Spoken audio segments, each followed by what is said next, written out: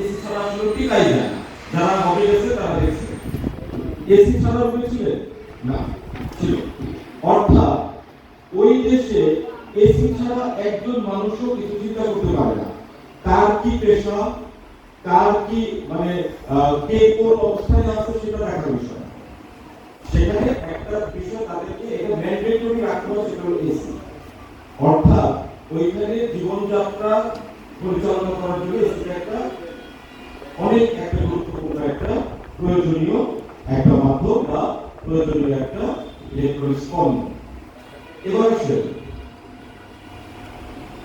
আমি যদি আপনাদেরকে বলি যে মুক্তিযুদ্ধের কথা কেন বলছি, মুক্তিযুদ্ধে যারা অংশগ্রহণ করছে তারা তো অবশ্যই, পাশাপাশি আমরা সবাই যারা আমরা মুক্তিযুদ্ধে অংশগ্রহণ করার সুযোগই পাইনি, হয়তো আমাদের জন্মে অনেক পরে হয়েছে, বাট এই দেশটাকে তো আমরা ভালোবাসি, এটা নিয়ে তো কোনো ডাউট নেই।